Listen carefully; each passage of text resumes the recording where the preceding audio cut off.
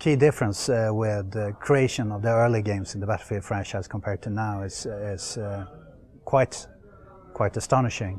We started not far from here in a small 3-4 room apartment, 10-15 guys, sweaty, living the myth of game making. And now we're sitting here with Stockholm's probably best view.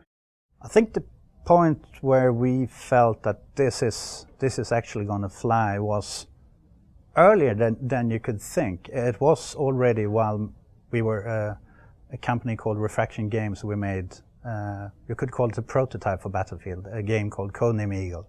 And we loved the multiplayer. It was more or less Battlefield.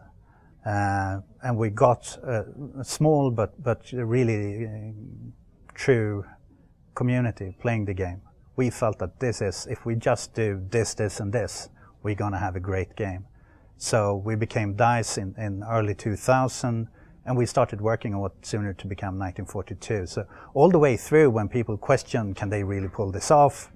I had a really hard time finding a publisher who thought we could actually do it.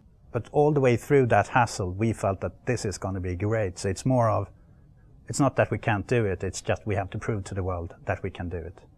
And then, I still remember summer of 2002, the team had been crunching, the hottest summer in ages.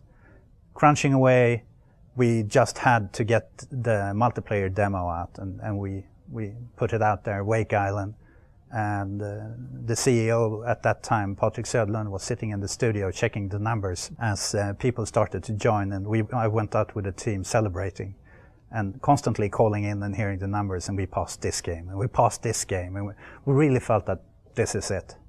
And then coming to Alameda, San Francisco, showing off the game on USS Hornet, the carrier, with 64-player LAN.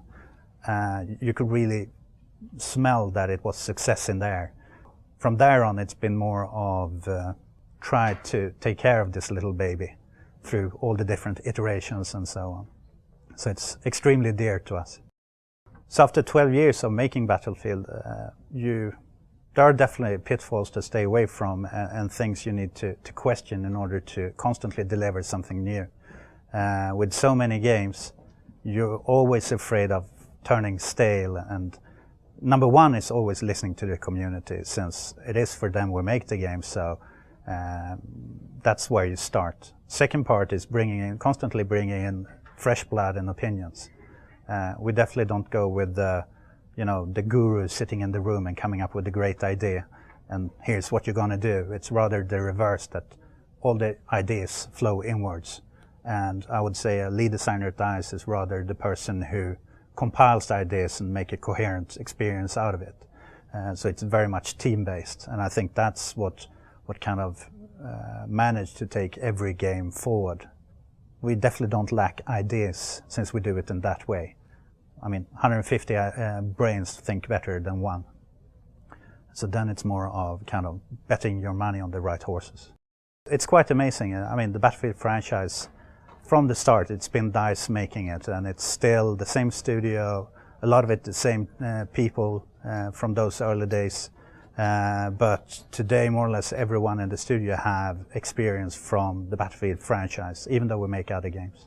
I think managing to keep the core group for such a long time has been, part of it is we make games we love to play. It's a luxury that not every studio has, and we do have it. So I've been doing this for 12 years, and people wonder whether I'm crazy or easy going, but it's just the fact that we make games that we love. It's still the same mentality of games first, but it's a more smart thinking behind it.